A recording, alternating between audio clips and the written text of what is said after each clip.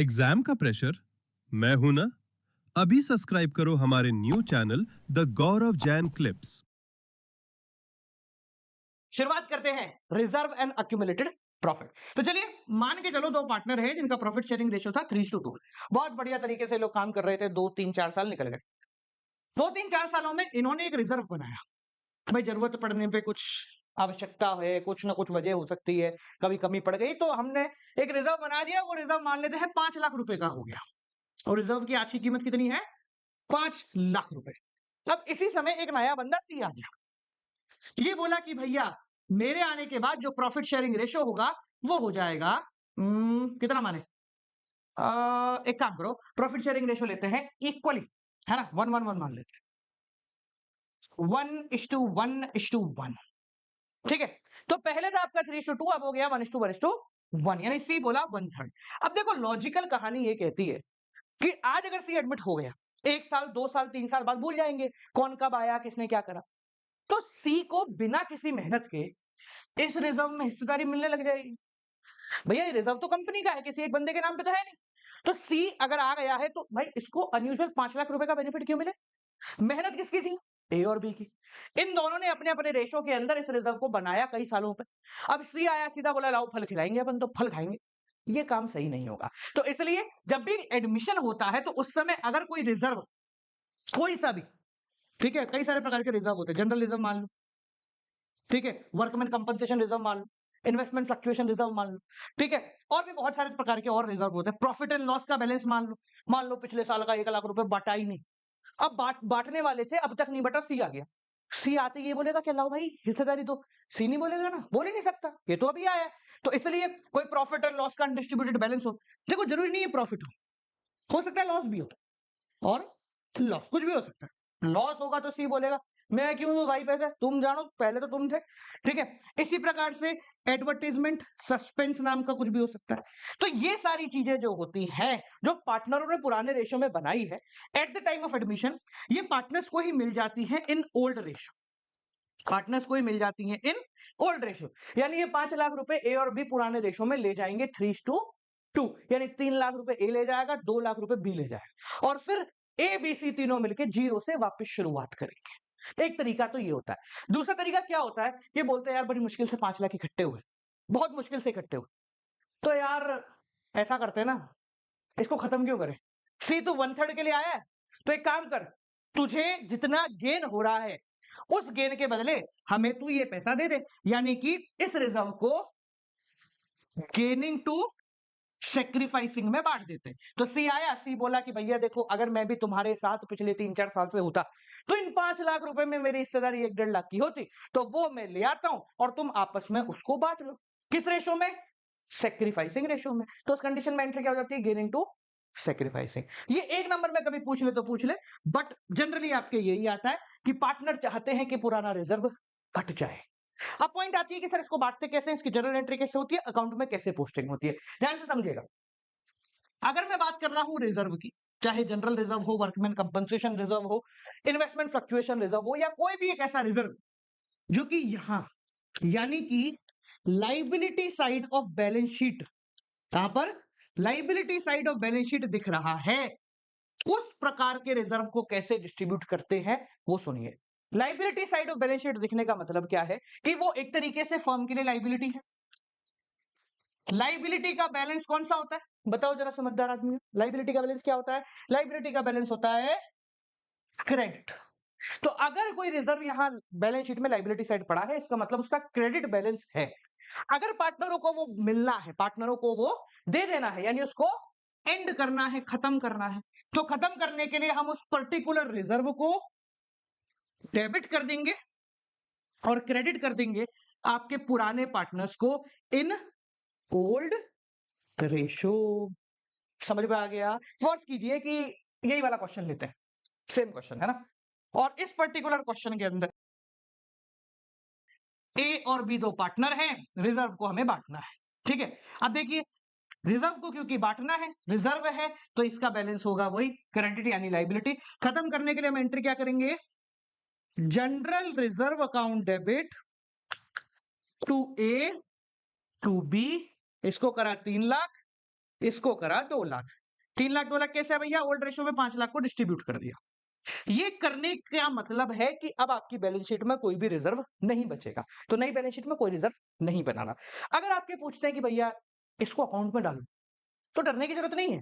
If you need to post this in account, तो कैसे post करेंगे? ये लो पार्टनर्स कैपिटल अकाउंट ABC, तो बाय जनरल रिजर्व के नाम से 3 लाख और 2 lakh as per this question हम यहां पर लिख देंगे। देखो पार्टनरों को जब भी कुछ मिलेगा तो पार्टनरों के क्रेडिट में आएगा, पार्टनर्स कैपिटल अकाउंट के क्रेडिट में आएगा जब भी पार्टनरों को कुछ मिलेगा, और पार्टनर की जेब से जब भी कुछ जाएगा तो वो उस अकाउंट के डेबिट में आएगा। इसको अपने दिमाग में बिठा लो, ठीक है? मान लो गुडविल का पैसा पार्टनरों को मिल रहा है, तो जिनको मिल रहा है उनके क्रेडिट में, जिसके पास से जा रहा है उसके डेबिट में।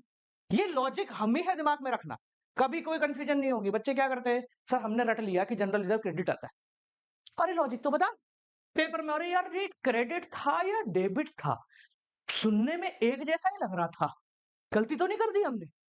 तो इससे बढ़िया ना लॉजिक पे बात करो, जब भी पार्टनर को कुछ मिलेगा तो वो क्रेडिट में आएगा, पार्टनर से कुछ लिया जाएगा तो वो डेबिट में आएगा। क्योंकि कोई रिजर्व वगैरह है जो पहले से फर्म के लिए एक लाइबिलिटी है, पार्टनरों ने बनाया है, तो पार्टनरों को मिल रहा है, इसलिए रिजर्व टू ए और बी। ठीक है, यहां पर हो सकता है रिजर्व हो, पी एंड एल का कोई क्रेडिट बैलेंस पड़ा हो, ठीक है, और भी अलग अलग प्रकार के रिजर्व हो सकते हैं, workman compensation reserve, investment fluctuation reserve. अब इन दोनों को डिटेल में अपन देखेंगे। एक रिजर्व ऐसा होता है जो नहीं बटेगा, नोट करके लिख लेना चाहे कुछ भी हो जाए, उसको हम बोलते हैं एम्प्लॉइज प्रोविडेंट फंड। कभी कभी आपको एम्प्लॉइज प्रोविडेंट रिजर्व के नाम से भी दिखा देते हैं, ठीक है? एम्प्लॉइज प्रोविडेंट फंड ये कभी नहीं बटेगा, चाहे एडमिशन हो, रिटायरमेंट हो, चेंज इन पीएसआर हो या डेथ हो। क्यों नहीं बटेगा सर? ये भी तो फंड है। ये बेसिकली एम्प्लॉइज का प्रोविडेंट फंड है, मतलब जो लोग हमारे यहाँ काम कर रहे हैं उनकी सैलरी में से कुछ हिस्सा लेके मैंने फंड में डाल रखा है, तो ये मेरा नहीं है, मेरे एम्प्लॉइज का है। तो नया पार्टनर आए या पुराना पार्टनर जाए, उससे इस फंड को कोई लेना देना नहीं, तो एम्प्लॉइज का है तो उन्हीं के हक का है, इसलिए ये फंड कभी भी डिस्ट्रीब्यूट नहीं होता, ठीक है? तो अगर लाइबिलिटी साइड कुछ मिल रहा है तो हम एंट्री ऐसी करेंगे। अगर एसेट साइड कुछ मिल रहा है, क्या क्या मिल सकता है sir? Profit and loss account, asset नहीं मिले तो डेबिट बैलेंस मतलब, एडवर्टाइजमेंट सस्पेंस अकाउंट, ये दो बेसिकली अकाउंट होते हैं जो मिल जाते हैं। अगर ये यहाँ एसेट साइड पड़े हुए बैलेंस शीट में तो हमें इनको भी डिस्ट्रीब्यूट करना है। कैसे डिस्ट्रीब्यूट करेंगे? देखो फर्म के लिए एसेट है, मतलब फर्म कह रही है कि मुझे तो पैसा मिलेगा, बैलेंस शीट फर्म की है, तो फर्म के एसेट में पड़ा है, मतलब फर्म कह रही है मुझे तो पैसा मिलेगा। एसेट का मतलब क्या होता है? एसेट का मतलब होता है वो चीजें जो भविष्य में मुझे कमा के देंगी। तो अगर फर्म के एसेट में पी&एल पड़ा हुआ है, यानी कि ये पैसा फर्म को कहीं ना कहीं से मिलेगा। अब फर्म को मिलेगा तो कौन देगा? प्रॉफिट एंड लॉस है ना, तो ये पार्टनर देंगे। तो जब इसको हम बांटेंगे तो बेसिकली पार्टनर से पैसा छीनना पड़ेगा, तो इसलिए पार्टनर डेबिट हो जाएंगे और कौन क्रेडिट हो जाएगा? पी&एल, और ये एडवर्टाइजमेंट सस्पेंस, ठीक है? इसके आपके चाहे तो ग्रेवाल कर लो, गोयल कर लो, या कोई सी भी किताब हो, बेसिक 2-4 क्वेश्चन कर लेना, कोई से भी उठा लो रैंडमली, कोई दिक्कत नहीं है उसमें, ठीक है? अब ये तो हो गए बेसिक फंड जो नॉर्मली बट जाते हैं। दो ऐसे फंड होते हैं जिनको लेकर कुछ ना कुछ कंफ्यूजन क्रिएट होता ही है, ठीक है? कौन कौन से फंड होते हैं? सबसे पहला फंड आता है बेटा आपका वर्कमैन कंपनसेशन फंड। कौन सा होता है? Workman compensation fund. कुछ बोलेंगे सर आपने चेंज इन पीएसआर की वीडियो में भी वर्कमैन कंपनसेशन फंड को समझा दिया था, तो क्या हो गया? ऐसे तो यूट्यूब पे हमने पहले ही बहुत सारी बार समझाया हुआ है, ठीक है? चैप्टर के हिसाब से चलोगे तो बढ़िया रहेगा। तो वर्कमैन कंपनसेशन फंड, पहले इसका मतलब समझो। वर्कमैन यानी हमारे यहाँ जो लोग काम कर रहे हैं, कंपनसेशन मतलब पैसा, फंड ये एक ऐसा फंड है जो हमारे लोगों को अगर किसी कंडीशन में जरूरत पड़ती है तो हम उनको बांटते हैं। यानी कि मेरे यहाँ 4 लोग काम कर रहे हैं, मैंने एक 10-20 हजार का फंड अलग से रखा हो, कभी भी किसी को जरूरत पड़ जाती है, किसी की मां बीमार हो गई, बहन बीमार हो गई, या हाथ पैर टूट गए, अर्जेंसी में पैसे की जरूरत है। अब मैं ऐसा तो नहीं बोलूंगा कंपनी प्रॉफिटेबल नहीं है, आपका पैर टूटा है, कोई बात नहीं, अगले महीने हम प्रॉफिट में आएंगे, मैं तब आपको पैसे दूंगा, ये तो नहीं किया जा सकता ना। तो वर्कमैन कंपनसेशन फंड कंपनी को बना के रखना पड़ता है ताकि इमरजेंसी में जरूरत पड़े। अब देखिए ये जो फंड है ये किसका है? वर्कमैन के लिए बनाया तो हम ही लोगों ने है, पैसे इसमें मेरे ही हैं, पर बना उनके लिए है। तो जब एडमिशन होता है तो हम ये देखते हैं कि क्या अभी एट प्रेजेंट इस फंड की जरूरत है? क्या अभी एट प्रेजेंट इस फंड की जरूरत है? अगर मुझे दिखता है कि यार हाँ अभी किसी का हाथ टूट गया, अभी ही किसी को जरूरत है, तो मैं क्या करूंगा, मान लेते हैं फंड है आपका 30,000 का, है ना, और अभी सी के एडमिशन के टाइम पे पता लगा 10,000 रुपए की किसी को मदद चाहिए, तो मैं क्या करूंगा, इसमें से 10,000 रुपए की मदद कर दूंगा और बाकी जो 20,000 रुपए बचे ये आपस में हम बांट लेंगे। कौन? पुराने पार्टनर, ओल्ड रेशो। तो इन केस अगर हमें कोई फंड में कोई भी लाइबिलिटी, कोई क्लेम मिलता है, तो पहले मैं उसकी मदद करूंगा और बचा हुआ जो पैसा है वो पार्टनर बांट ले। सर मिलता ही नहीं है तो पूरा बांट लो। सर मान लो 30,000 का आपका फंड है ना, अभी करेंगे इसका क्वेश्चन। आपको लाइबिलिटी मिल गई कि भाई किसी को जरूरत पड़ गई 40,000 की, अब क्या करोगे? तो भैया देखो, पहले किसी के हाथ पैर टूटने वाली कंडीशन होती है, प्रॉफिट बाद में होता है। तो अगर 30,000 का फंड है, 40,000 की मदद चाहिए तो कोई दिक्कत नहीं, आप पहले तो 30,000 की तो यहां से दे दो कि भाई ये तो रख, बाकी जो 10,000 है वो कहां से देंगे हम? रिवैल्यूएशन में से दे देंगे कि ठीक है अभी कंपनी और तेरे को दे रही है अलग से 10,000 रुपए, रख ले तू यार, बाकी हम संभाल लेंगे हम अगली बार, अभी जरूरत का काम तो निपटा। समझ में आ गया? तो वर्कमैन कंपनसेशन फंड वर्कमैन की जरूरत के लिए एक फंड बनाया गया है। अगर एडमिशन के टाइम पे कोई पार्टनर ऐसा आता है, मतलब जब भी पार्टनर आ रहा है, कोई लाइबिलिटी उससे रिलेटेड आ जाती है, कोई जरूरत पड़ जाती है, तो हम उस जरूरत को पूरा करेंगे। पैसा अगर बचा तो पार्टनर आपस में ले लेंगे, कोई जरूरत नहीं आए तो सभी बांट लेंगे। समझ में आ गया? लेट्स डू अ क्वेश्चन, तब समझ में आया। देखिए, A and B are partner sharing profit and losses in the ratio 3:2। A और बी दो पार्टनर हैं, इनका प्रॉफिट शेयरिंग रेशियो है 3/2। Decided to admit C as a partner, इन्होंने कहा भैया सी तू आ जा यार, जरूरत है हमें तेरी, ठीक है। 1 अप्रैल 2024 को बैलेंस शीट का एक्सट्रैक्ट दे रखा है, मतलब छोटा सा पार्ट दे रखा है। क्या दे रखा है कि आपके पास वर्कमैन कंपनसेशन रिजर्व या वर्कमैन कंपनसेशन फंड जो है वो है 60,000 का, ठीक है। तो लॉजिकली ये कहती है चीज कि भैया 60,000 का फंड है, बांट लो आपस में। 3 केस इसने बताए। Case number 1, if there is no other information, कुछ नहीं पता है, कोई क्लेम व्लेम मुझे दिख नहीं रहा, किसी के हाथ घोड़े नहीं टूटे, तो क्या करेंगे पार्टनर? ले लो, खत्म करो इसको। तो कैसे बांटेंगे? देखो, वर्कमैन कंपनसेशन रिजर्व लाइबिलिटी है, खत्म करने के लिए इसको कर देंगे डेबिट, वर्कमैन कंपनसेशन रिजर्व। आप पूरा लिखेंगे, मैं शॉर्ट लिख रहा हूं, ठीक है। 2A टू बी कितना है भैया?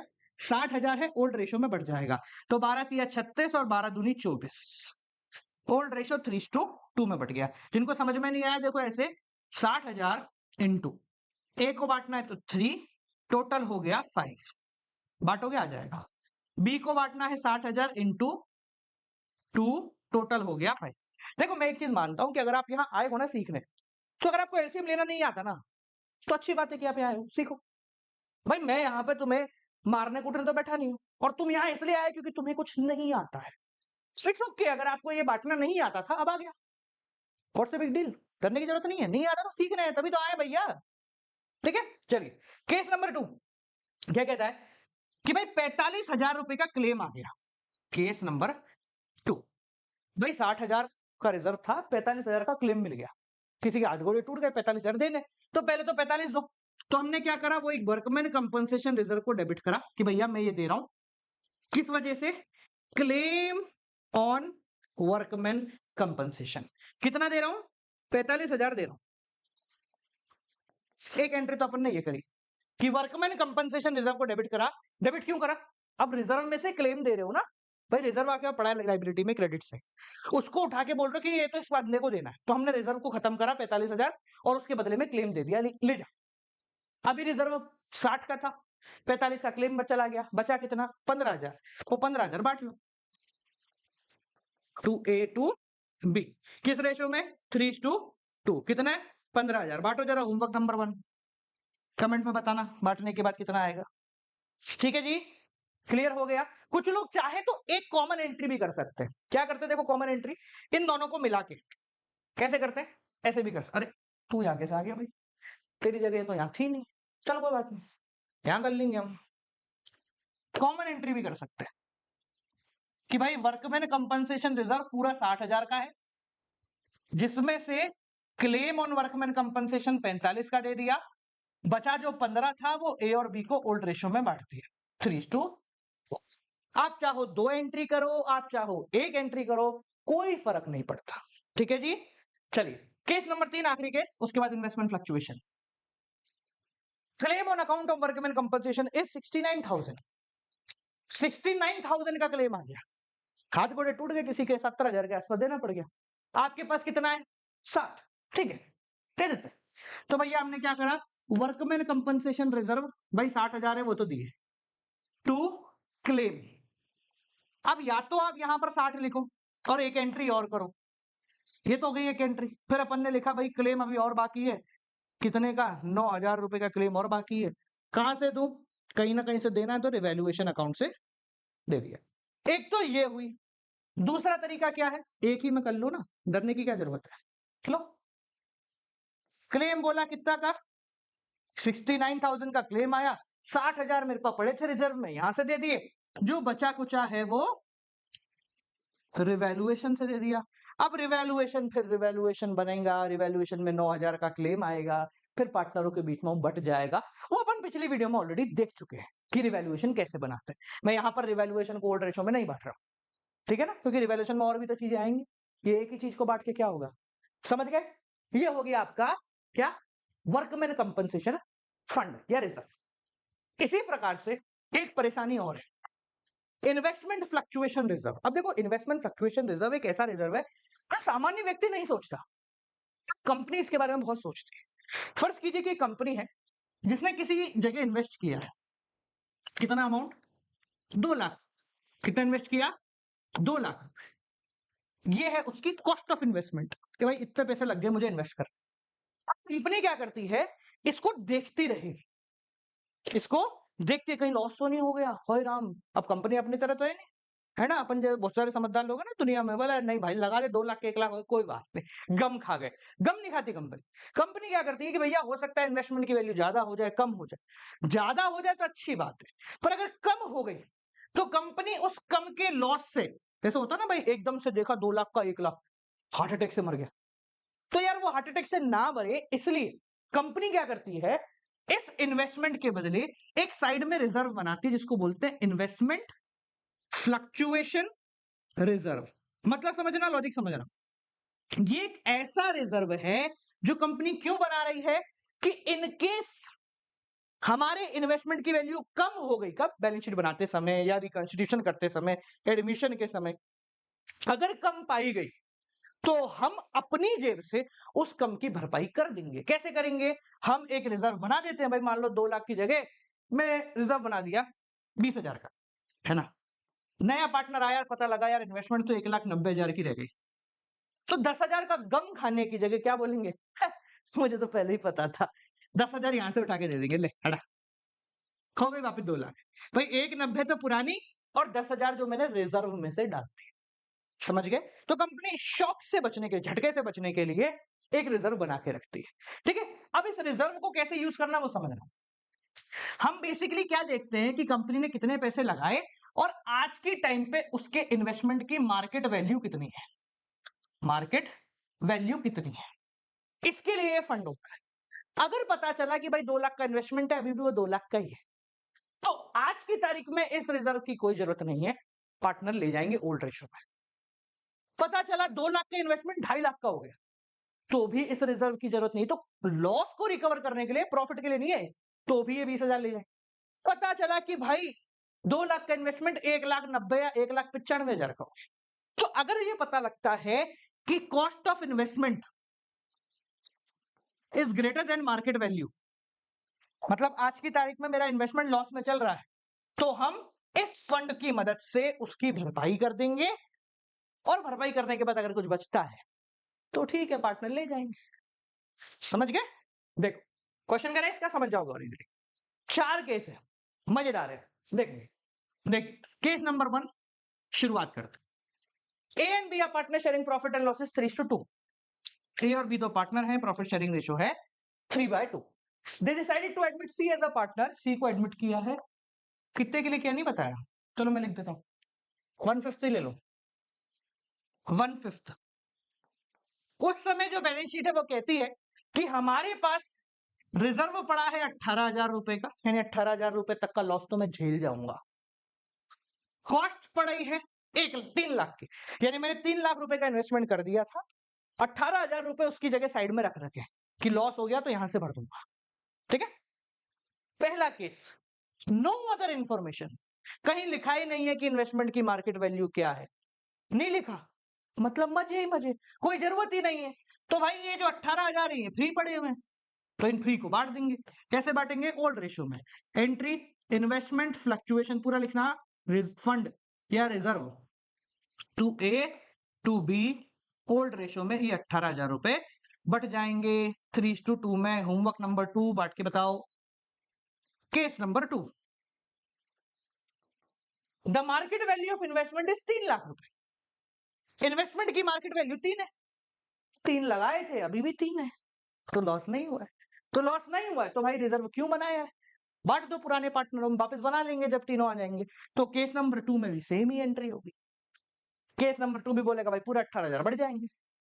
केस नंबर 3 क्या कहता है? केस 3 थोड़ा अलग है। ये कहता है कि इन्वेस्टमेंट की मार्केट वैल्यू है 273। इन्वेस्टमेंट की, ओहो ओहो, नहीं केस नंबर 3 है ना, हाँ सॉरी। केस नंबर 3 कहता है कि इन्वेस्टमेंट की मार्केट वैल्यू है 291, मतलब 3 लाख लगाए थे, आज की तारीख में वो 3 लाख कितने रह गए? 2,91,000, मतलब मुझे 9,000 का लॉस हो गया। कोई बात नहीं भाई, मैंने तो उस लॉस के लिए पहले ही 18,000 अलग से निकाल रखे। तो पहले तो मैं बताऊंगा कि भैया देखिए, इन्वेस्टमेंट फ्लक्चुएशन रिजर्व में से 9,000 रुपए मैं निकालता हूं और निकाल के इन्वेस्टमेंट में डाल देता हूं। ठीक है, लॉस खत्म, लॉस की भरपाई हो गई, इजी हो गया। ठीक है, आगे समझो। अब ये जो इन्वेस्टमेंट फ्लक्चुएशन रिजर्व है, इसमें 18 की जगह कितने रह गए? 9 बट गए, बचे हैं 9। तो चलिए, investment fluctuation reserve to A to B, बचे हुए 9,000, 3:2 में बढ़ जाएंगे। होमवर्क नंबर 3 HW3 बांट के बताओ, कमेंट में देखना आंसर। चाहो तो दोनों की एक एंट्री कर सकते हो। क्या एंट्री होगी देखो, क्या एंट्री कर सकते हैं? आवाज आ रही है? आ रही है। इन्वेस्टमेंट फ्लक्चुएशन रिजर्व टोटल है 18 का, जिसमें से 9,000 तो इन्वेस्टमेंट को जरूरत थी जो दे दिए, और बाकी ए और बी 3:2 में बांट लेंगे। चाहो तो एक एंट्री करो, चाहो तो 2 करो, ये आपके ऊपर है। 2 में से एक में भी कहीं भी कोई भी नंबर नहीं काटेगा। Case number 4, if the market value of investment is 2,73,000, oh my God, market value कितनी है? 273। मैंने इन्वेस्ट कितना किया था? 3 लाख। मेरे पास रिजर्व कितना पड़ा है? 18,000। हाँ भाई, टोटल लॉस 27। ओहो, 27,000 का लॉस हो गया।